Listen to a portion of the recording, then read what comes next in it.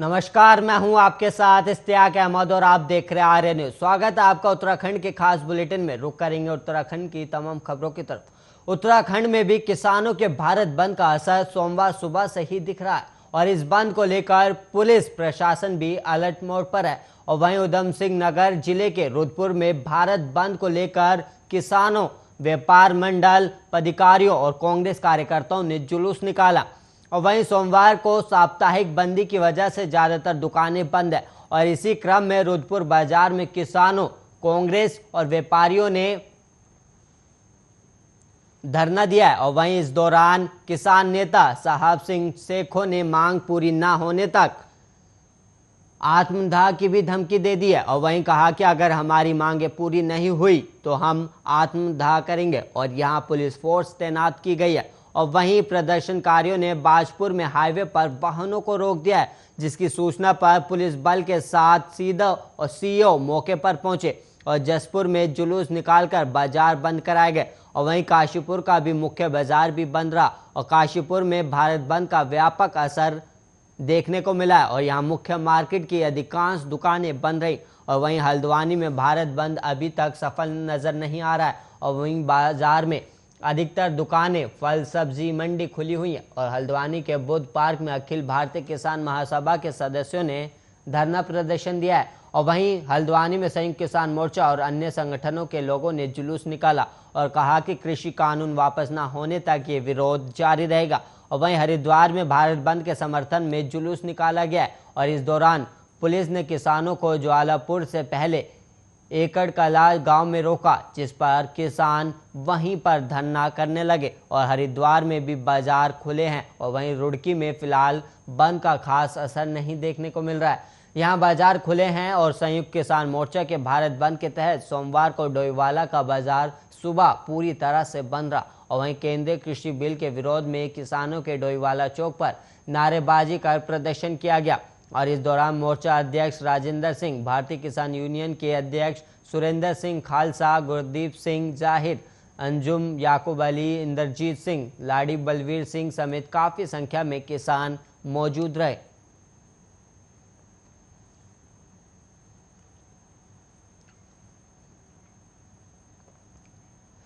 उत्तराखंड में बीते 24 घंटे में 16 नए कोरोना संक्रमित मिले हैं और वहीं आपको बता दें कि एक भी मरीज की मौत नहीं हुई है, जबकि 16 मरीजों को ठीक होने के बाद वापस घर भेज दिया गया। और वहीं सक्रिय मामलों की संख्या भी 226 पहुंच गई। और वहीं स्वास्थ्य विभाग की ओर से जारी बुलेटिन के अनुसार रविवार को 15,571 सैंपलों की जांच रिपोर्ट नेगेटिव आई। और वहीं 8 जिलों अल्मोड़ा, चंपावत, हरिद्वार, नैनीताल, पौड़ी, पिथौरागढ़, रुद्रप्रयाग और उत्तरकाशी में एक भी संक्रमित मरीज नहीं मिला है। और वहीं बागेश्वर, टिहरी और उधम सिंह नगर में 1-1 और चमोली में 6 और देहरादून में 7 संक्रमित मरीज मिले हैं। और राज्य के लिए नासुर बन चुके पलायन के मुद्दे पर राज्य गठन के बाद से जितनी बातें हो चुकी हैं, अगर इसका कुछ प्रतिशत भी जमीन पर काम हो गया होता तो पहाड़ खाली नहीं होते। उत्तराखंड विकास और पलायन आयोग भी इस मुद्दे पर सरकार को तमाम सुझाव दे चुका है, लेकिन हकीकत यह है कि जब तक पहाड़ में शिक्षा, स्वास्थ्य और रोजगार जैसी बुनियादी सुविधाएं नहीं जुटाई जाएंगी, तब तक पहाड़ों से पलायन नहीं रुकेगा। और राज्य में पलायन की स्थिति देखें तो अपने गठन से लेकर अब तक 1702 गांव पूरी तरह से खाली हो चुके हैं और सैकड़ों गांवों की संख्या ऐसी है जिनकी आबादी को उंगलियां गिना जा सकता है।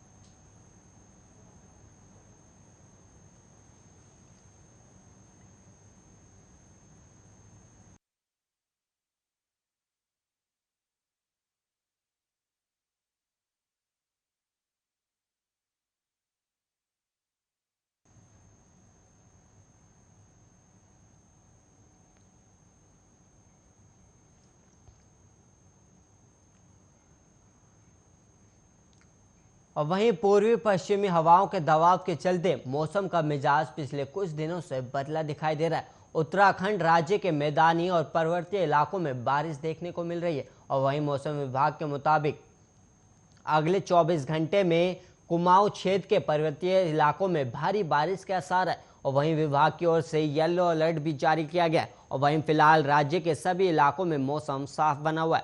और वहीं देहरादून में सुबह से चटक धूप खिली हुई है और चारधाम यात्रा मार्ग पर यातायात सुचारू भी है। और वहीं मौसम विज्ञानियों ने चमोली, बागेश्वर और पिथौरागढ़ जैसे जिलों में बारिश के साथ ओलावृष्टि की संभावना भी जताई है।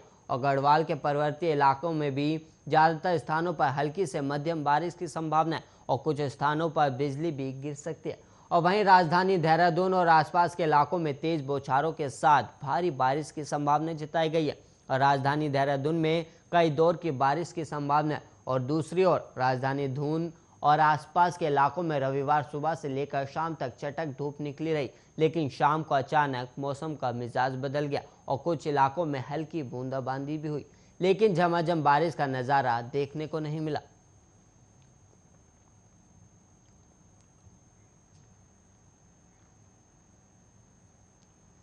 बीजेपी के राष्ट्रीय महामंत्री और उत्तराखंड के प्रदेश प्रभारी दुष्यंत कुमार गौतम के एक बयान से उनकी मुश्किलें बढ़ गई हैं। और वहीं बीजेपी के प्रदेश प्रभारी दुष्यंत कुमार द्वारा अभद्र टिप्पणी मामले में कांग्रेस और आम आदमी पार्टी से जुड़े कार्यकर्ता शहर कोतवाली पहुंचे और कांग्रेस प्रवक्ता गरिमा दसोनी ने बीजेपी नेता दुष्यंत कुमार पर आरोप लगाते हुए कहा कि उनके द्वारा वरिष्ठ नेता राहुल गांधी और अरविंद केजरीवाल के खिलाफ एक कार्यक्रम के दौरान अभद्र टिप्पणी की, जो कि अनादर है। और वहीं कार्यकर्ता का साफ कहना है कि दुष्यंत कुमार द्वारा की गई टिप्पणियों का संज्ञान लेते हुए जल्द से जल्द पुलिस को मामले में मुकदमा दर्ज कर दोषियों के खिलाफ कार्रवाई करनी चाहिए।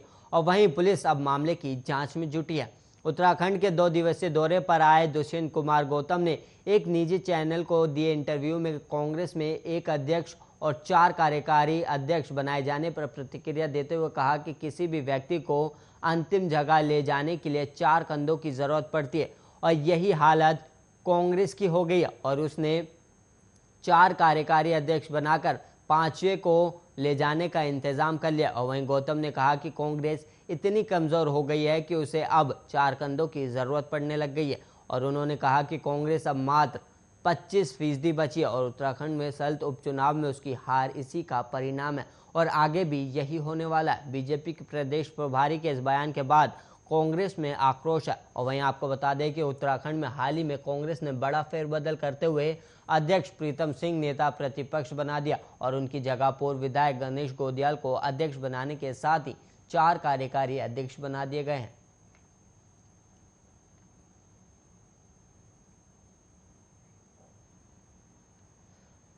वहीं उत्तराखंड में महिलाओं में स्वरोजगार को बढ़ावा देने के लिए प्रदेश में अलग तरह से मुख्यमंत्री नारी शक्तिकरण योजना शुरू की जाएगी। और सीएम पुष्कर सिंह धामी ने भाजपा महिला मोर्चा की राष्ट्रीय कार्य समिति के उद्घाटन कार्यक्रम में इस योजना की घोषणा की है। और वहीं सीएम धामी ने कहा कि हमारे प्रदेश की महिलाएं स्वरोजगार को लेकर तमाम तरह के काम कर रही हैं और महिलाओं में स्वरोजगार को बढ़ावा देने के लिए उन्होंने मुख्यमंत्री नारी सशक्तिकरण योजना की घोषणा की है। और वहीं बताया कि इस योजना के तहत चालू वित्तीय वर्ष में 15,000 से अधिक महिलाओं को 1 लाख रुपए की सब्सिडी दी जाएगी। और उन्होंने कहा कि यह योजना ग्राम्य विकास विभाग के अंतर्गत संचालित होगी और योजना के तहत प्रोजेक्ट पास करने की जिम्मेदारी शहरी क्षेत्रों में जीएम जिला उद्योग केंद्र की अध्यक्षता में गठित समिति की होगी, जबकि ग्रामीण क्षेत्रों में बीडीओ की अध्यक्षता में गठित समिति की होगी। और वहीं समिति ही प्रोजेक्ट को पास करेगी, जिसके बाद संबंधित महिला के लिए ऋण लेने की राह तो आसान होगी ही और साथ ही 1 लाख रुपए की सब्सिडी मिलने से राहत भी मिलेगी।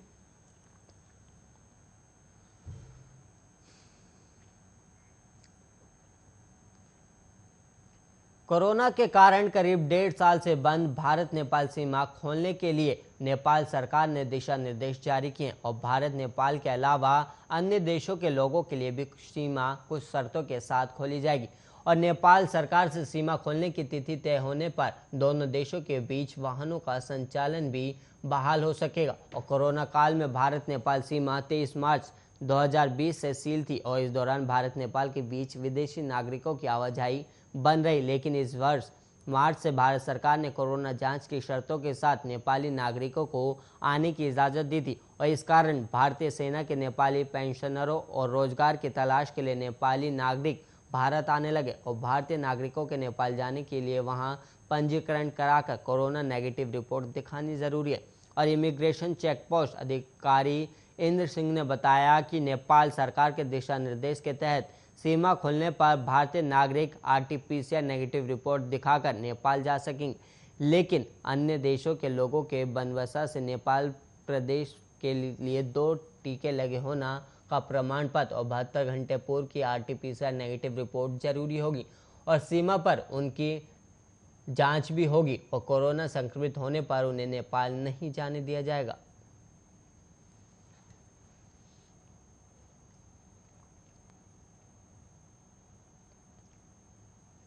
विश्व परिषद चारधाम बद्रीनाथ, केदारनाथ, गंगोत्री और यमुनोत्री से उत्तराखंड की देश दुनिया में पहचान है, लेकिन यहाँ कई ऐसे पर्यटन स्थल हैं जो पर्यटकों की नज़रों से दूर है और इन पर्यटन स्थलों की खूबसूरती देखते ही बनती है। और वहीं तीर्थाटन के साथ ही अब सरकार का साहसिक पर्यटन को बढ़ावा देने पर जोर है और साहसिक पर्यटन को रोजगार से जोड़कर नए स्थलों को विकसित करने पर काम किया जा रहा है। और वहीं कोरोना महामारी से पर्यटन उद्योग को हुए नुकसान के लिए जल्द ही पर्यटन बढ़ावा देने की सरकार की योजना है। और वहीं प्रदेश के अर्थव्यवस्था की रीढ़ पर्यटन को बढ़ावा देने और पर्यटक सुविधाओं के विकास की योजनाओं को धरातल पर उतारने की चुनौती है। और वहीं राज्य में कई ऐसे गुमनाम पर्यटक स्थल जो सुविधाओं के अभाव में देश दुनिया से आने वाले पर्यटकों की पहुंच से दूर है। उत्तराखंड में पर्यटन को नई पहचान देने के लिए सरकार ने 13 जिलों में थीम आधारित 13 नए टूरिस्ट डेस्टिनेशन विकसित करने की योजना शुरू की है और इस योजना पर अब तक 11 करोड़ की राशि खर्च की जा चुकी है, जबकि लगभग 20 करोड़ के पर्यटन विकास के प्रस्ताव प्रक्रिया में। और योजना का मकसद प्रत्येक जिले में थीम आधारित पर्यटन विकास को बढ़ावा देकर पर्यटकों को उत्तराखंड के प्रति आकर्षित करना है।